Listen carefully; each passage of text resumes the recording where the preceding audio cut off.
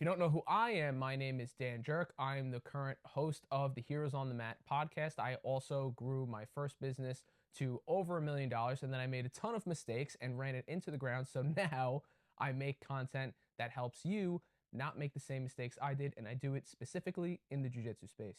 Let's go. Number one is the sales process. Most gyms don't even have remotely any type of sales process set up.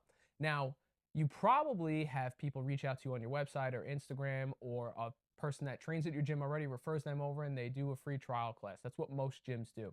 But here's the thing that gyms don't do is they don't have a process to set it up so that when that person comes into the gym, they actually start paying and they stay in the gym and they become a member. So here's what you should do step by step. You make a Calendly account. Calendly is free. Set up an event in that Calendly account called free trial. And whenever people either come into the gym or fill out the contact form on your website or reach out to you on Instagram, Facebook, whatever it is, you have them book the free trial on that calendar event so that this way they get their reminders and you have them scheduled in so you know when somebody's going to be coming in for that free trial. So if you're going to be training or teaching during that time, you can set somebody else to the side to kind of help them out. You could take one of the blue belts or the purple belts that are like a hobbyist and that are going to be nice to them and show them the ropes. And you know that already coming in. So if you have a student that's coming in for like the 6 o'clock evening class, you could say, hey, Joe, I have a free trial coming in. If the guy shows up, I'm going to pull you guys off to the side so you can work with them. Is that cool with you? Excellent. So that this way you have it planned out and it seems like it's professional. And when you make that first good impression for the person that comes in for the free trial, you're going to keep them as a member of your gym. So that's very important. And that all starts with the calendar account. Now, here's something you could do that's extra on top of that that will absolutely blow everybody out of the waters. When somebody schedules that free trial, call them immediately. And this is difficult to do because you could be teaching, you could be training, you could be owning your gym part-time and have another thing on the side.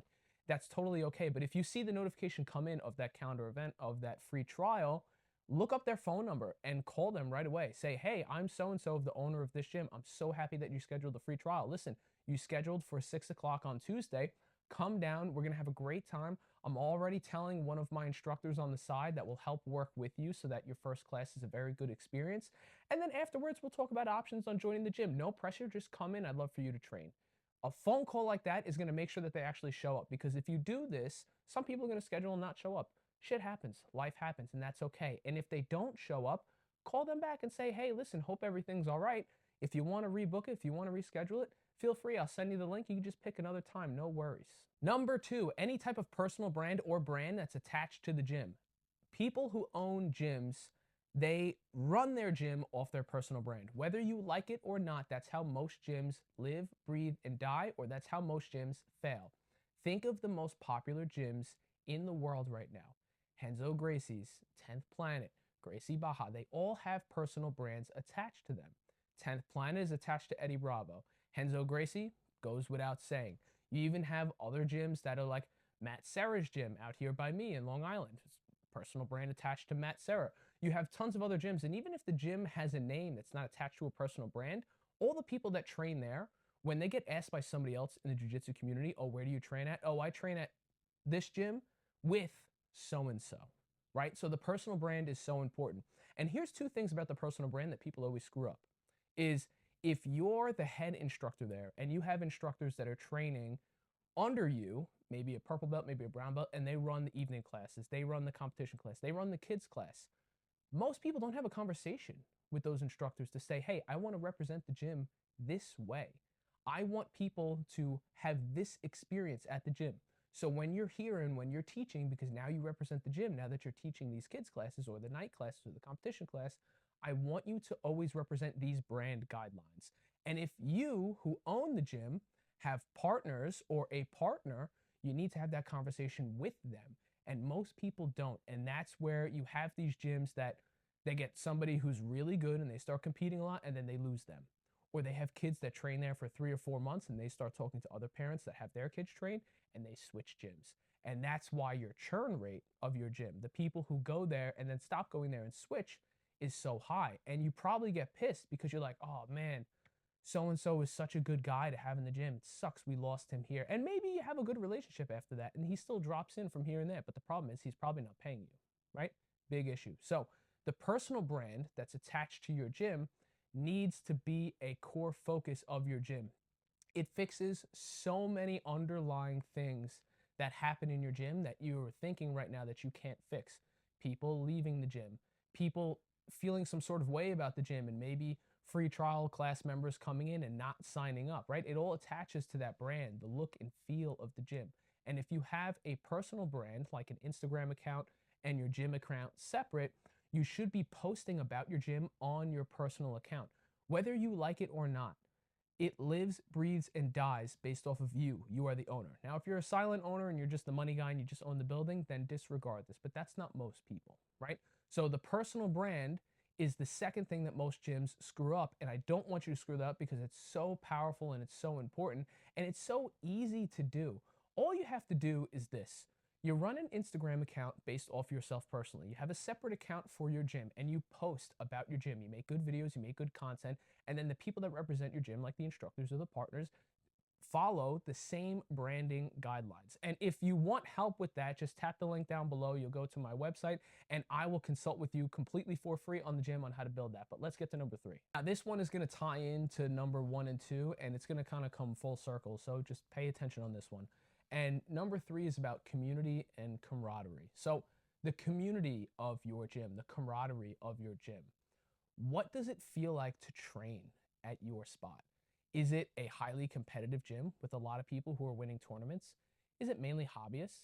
Are there a lot of cops that train at your gym? Do you have MMA or kickboxing there also, and people who train there that kind of cross-train in other things? Is it primarily a kids and family gym? Are you a gym that represents all your local tournaments and everybody knows you and you represent a name? And what's the camaraderie there? What's the look and the feel? Everybody here who's trained has dropped into other gyms and felt that different feel. There's always a vibe of each gym. And most people have that vibe and they've created that vibe, but they've done it unknowingly. And that vibe is probably attached to you because people who are going to join your gym are going to attach yourself to you. So that ties to number 2 in the personal brand too. And here's how it's going to tie into number 1 in the sales process. And we're going to bring it full circle because if you have a good camaraderie and a community in your gym, then the people who train at your gym are going to be your biggest marketing assets. How many times have you had somebody who been training at your gym for 2 years? Maybe they're a blue belt and they have their buddy come by for a free class, or they know so-and-so and they come by and they drop in and maybe they switch to your gym, right?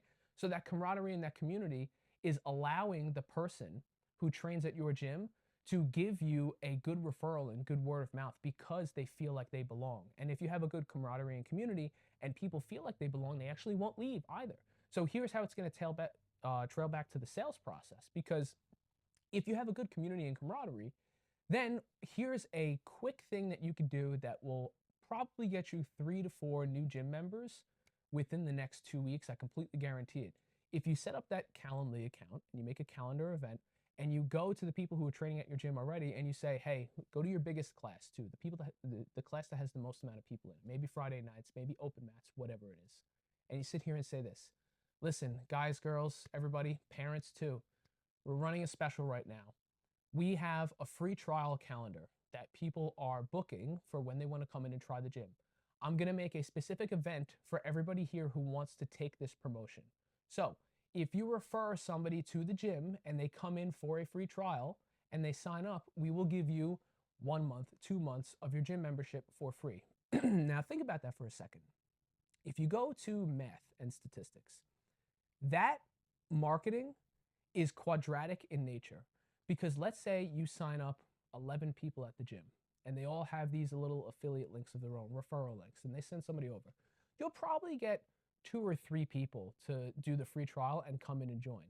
But that's now 2 or 3 people that are going to join, and they're probably going to stay because they were referred by somebody else. They're so-and-so's friend, they're so-and-so's this, acquaintance, whatever it is. And they're going to feel like they belong.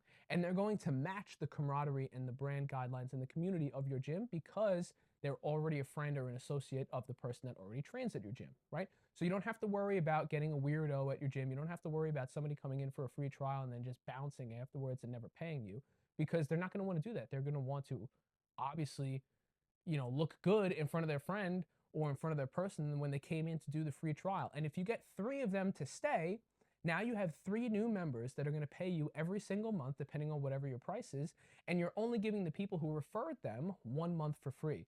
So the cost of 3 months for people that are at your gym, where you're giving them that month for free, is going to give you 3 people that are going to pay you forever or however long they stay there, right? Typically, it's about 18 months is what we see the churn rate in gyms. And after you get to 18 months, blue belt, purple belt, as long as they don't quit and they stay on board, then you're good. But think about it. Would you rather have, or let's do this. Let's do this as like a hypothesis in your head. Would you give up 1 month of one member of your gym paying you in order to get a new member who pays you 18 times? I'll take that bet all day, every day. And this is something, a type of promotion that you should run like every summer, something along the lines of that, or every winter. Every January would be great. Like every January 1st, new year, new you, this referral system. You could even do this like twice a year. It just depends on how many people you have in your gym and how much success you have when people are signing up. So if you want help with this and you want my free consulting advice, then tap the link down below and you'll speak to me personally and I'll help you out. But other than that, that's the video.